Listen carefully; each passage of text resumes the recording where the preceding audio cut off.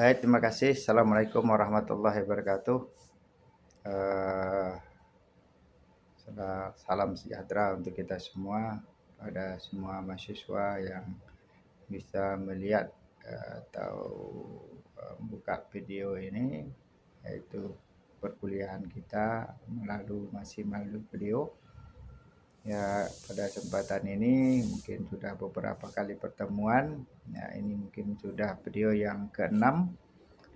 Kita melakukan perkuliahan melalui media video. Mudah-mudahan saudara dapat bisa melihat nanti perkuliahan kita dari video ini. Baiklah, saudara semua, saya sampaikan pada kesempatan ini pertemuan yang ke-6 ini saya beri materi yaitu strategi untuk manajemen budaya. Strategi untuk manajemen budaya. Ya. Arti dan penting budaya organisasi ini yaitu memfokuskan diri pada pengembangan atau nilai bersama dan mendapatkan komitmen untuk nilai bersama tersebut. Ya, artinya nilai ini berkaitan dengan jenis perilaku, ya, perilaku yang dipercayakan manajemen sesuai dengan kepentingan organisasi. Ya, kepentingan dalam hal ini yaitu oleh manajemen mengenai bagaimana fungsi organisasi dan bagaimana orang-orang seharusnya berperilaku gitu. Jadi tujuannya untuk memastikan bahwa keyakinan ini dimiliki atau dilaksanakan oleh karyawan. Jadi strategi manajemen budaya seharusnya menganalisis perilaku yang sesuai dan kemudian dibawa suatu proses seperti manajemen kinerja, ya, yang mendorong untuk pengembangan perilaku tersebut. Nah, ini perlu suatu pentingnya budaya organisasi itu. Kemudian budaya organisasi ini adalah sebuah keyakinan atau sikap, ya. Sebuah keyakinan atau sikap nilai umumnya dimiliki dalam suatu organisasi atau dikemukakan lebih sederhana. Budaya adalah cara, ya kan, cara kita melakukan sesuatu. Ya, di sini adalah pola nilai atau norma di suatu budaya organisasi ini. Bahkan budaya dapat memiliki pengaruh penting pada perilaku seseorang. Nah, jadi ini sangat penting buat kita. Dan kemudian juga ada iklim organisasi, ya. Iklim organisasi ini budayanya yaitu pada struktur organisasi yang berakar dari nilai, yaitu keyakinan, ya. Nilai keyakinan yang dimiliki oleh anggota organisasi. Dan kemudian sebaiknya iklim organisasi mengacu kepada aspek lingkungan, ya, dari budaya yang secara sadar yang dapat dipahami oleh organisasi begitu. Bahwa iklim ini berpersepsi kemudian bersifat deskriptif gitu. Nah, persepsinya suatu sensasi atau realisasi yang dialami oleh seseorang. Dan kemudian di dalam penggunaan budaya ini ada kegunaan budaya, ya, kegunaan budaya yaitu menampilkan suatu perikat sosial, ya, dan menghasilkan perasaan sehingga meniadakan proses gitu, ya, atau merupakan bagian dari kehidupan organisasi yang tidak dapat dihindari, bahwa budaya organisasi itu menawarkan suatu sistem, ya kan? Menawarkan suatu sistem bersama menjadi dasar untuk komunikasi dan pemahaman bersama.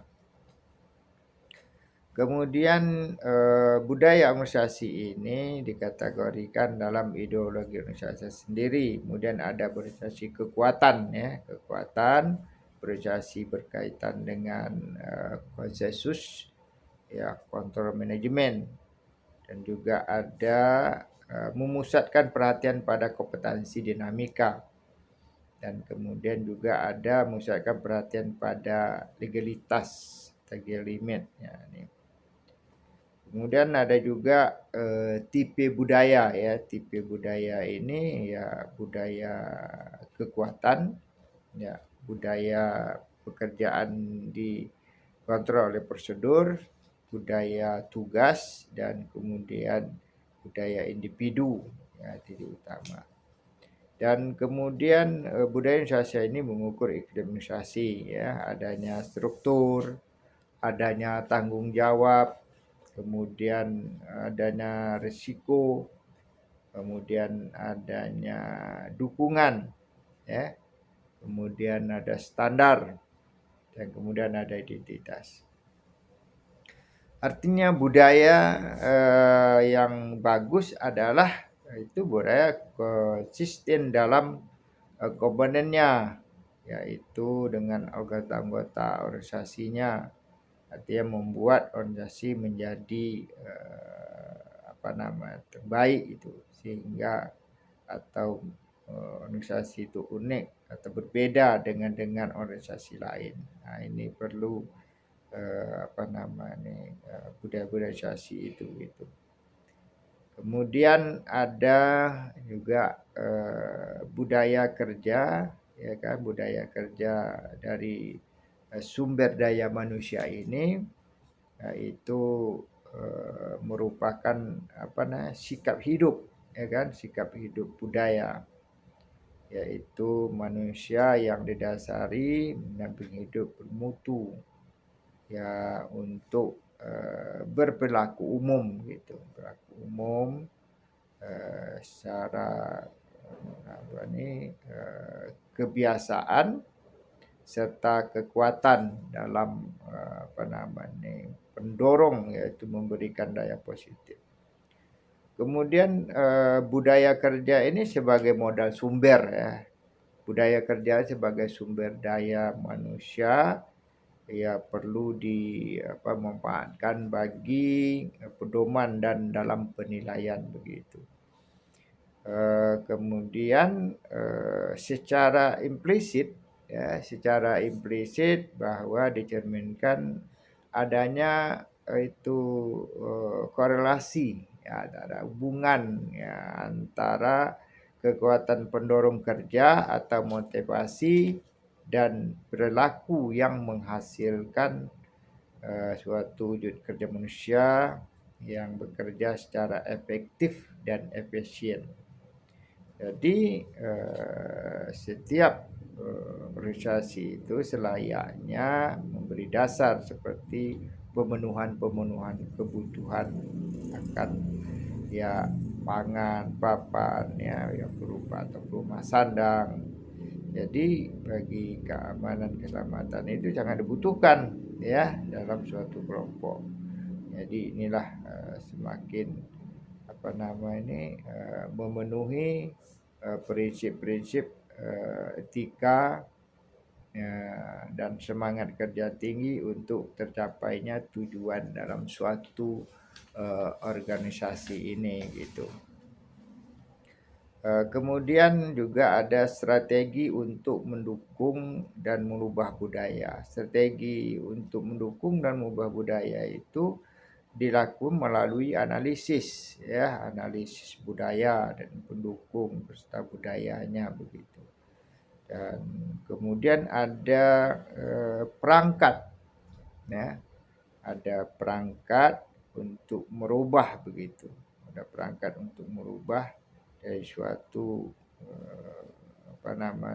membuat perubahan-perubahan bagaimana hal tersebut itu dapat digunakan sebagai perangkat untuk meningkatkan suatu pekerjaan. Ya, pertama dengan perangkat kerja itu dengan kinerja, komitmen, kualitas, ya kan, pelayanan dan kemudian kerja sama tim dan juga ya pembelajaran organisasi, kemudian nilai. Jadi semua ini adalah untuk suatu peningkatan atau merubah begitu suatu aktivitas kerja begitu.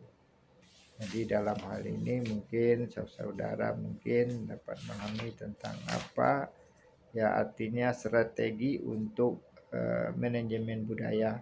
Jadi ada beberapa hal yang saya sampaikan pada saudara, mungkin saudara nanti bisa dapat memahami ya pentingnya budaya organisasi, adanya juga iklim kerja, ya kan, ada kegunaan budaya dan juga ada bisa menganalisiskan budaya.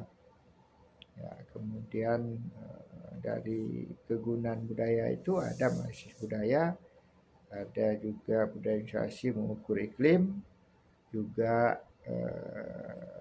budaya sumber manusia, budaya kerja sumber manusia. Dan jadi perlu saudara nanti dapat mempelajari tentang budaya kerja. Karena terkait dengan budaya kerja ini tergantung kepada kita semua ya. Kepada kita karena kita semuanya dalam budaya kerja.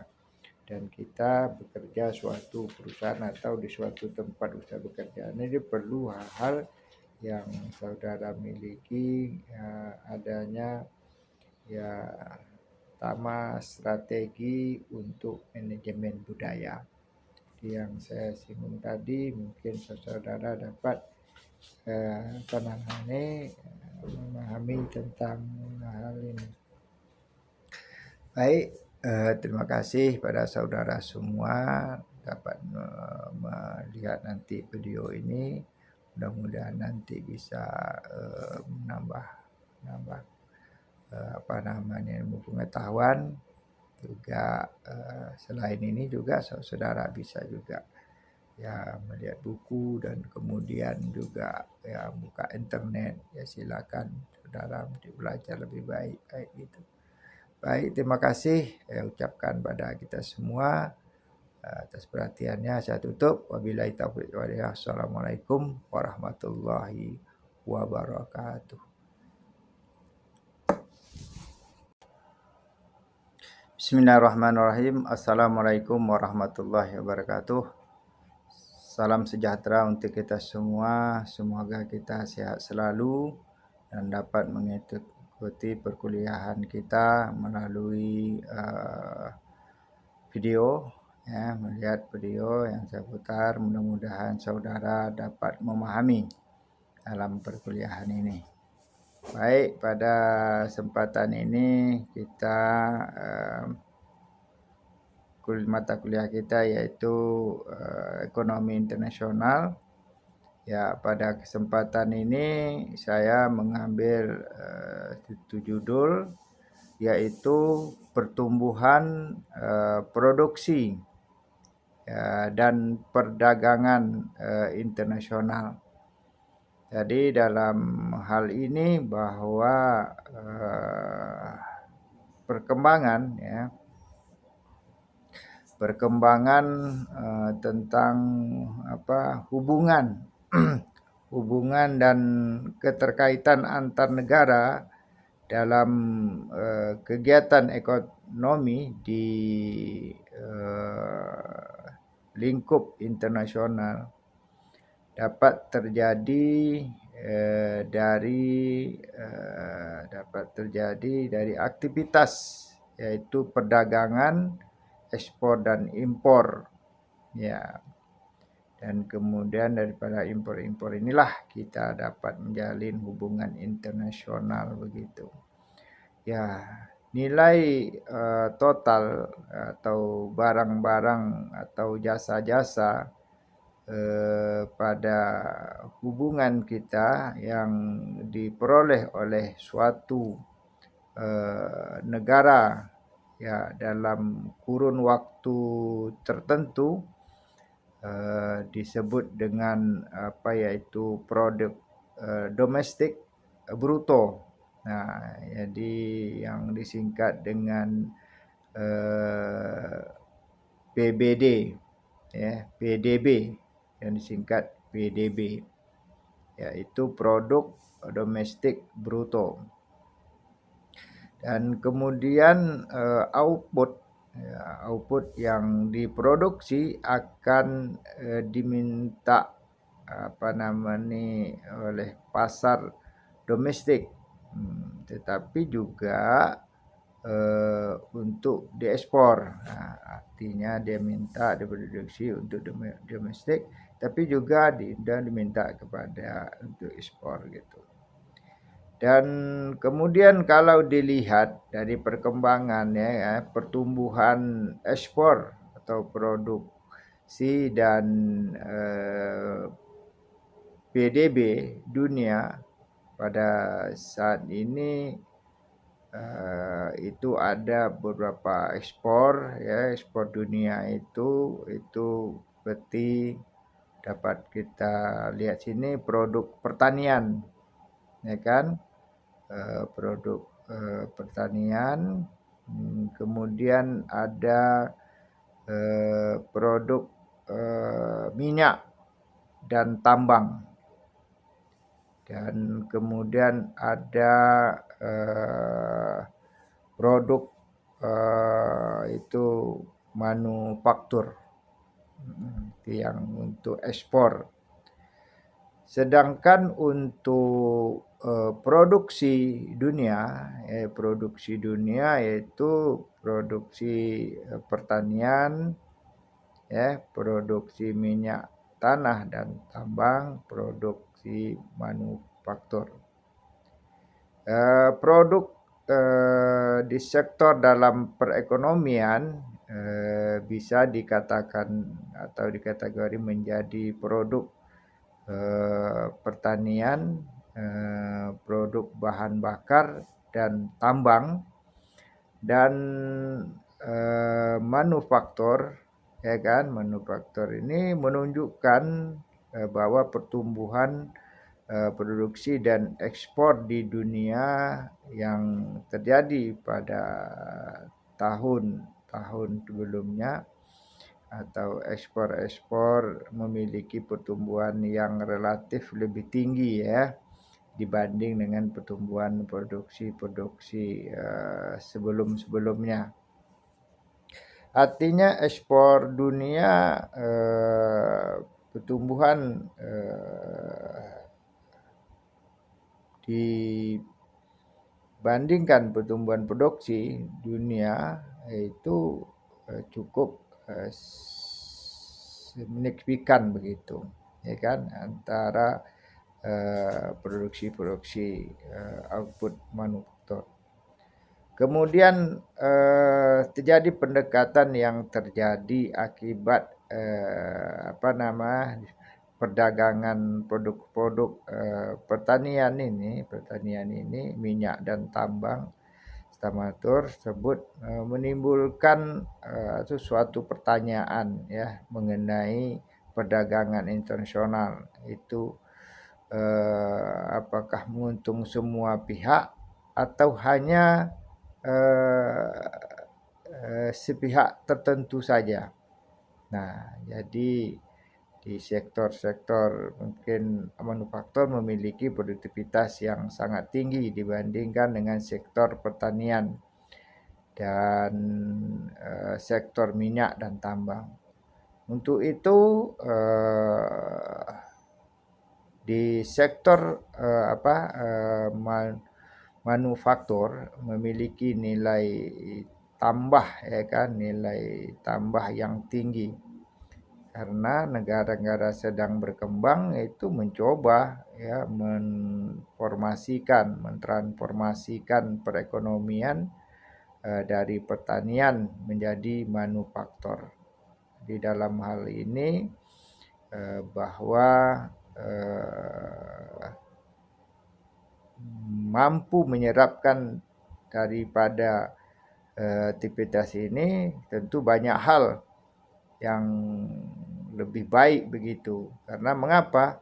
Karena dengan pertumbuhan ekonomi seperti ini akan dapat pertama menyerap tenaga kerja.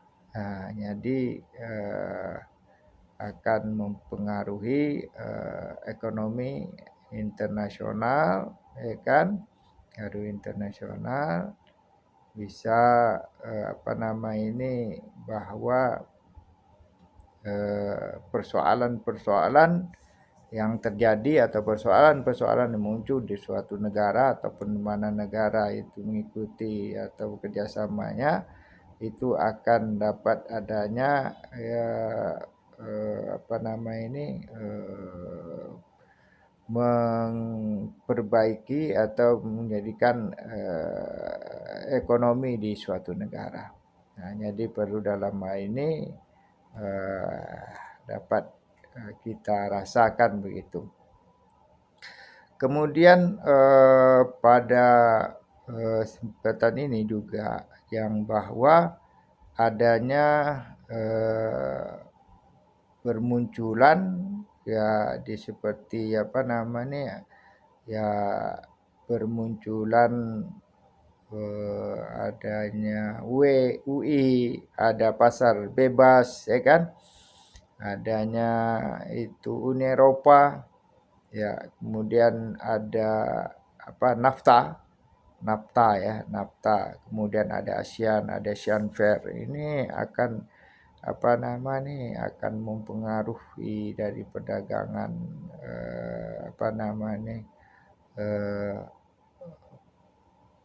aspek perdagangan internasional kita begitu. Yaitu adanya dengan pembentukan suatu organisasi yang seperti blok-blok tersebut yang saya sampaikan di atas tadi,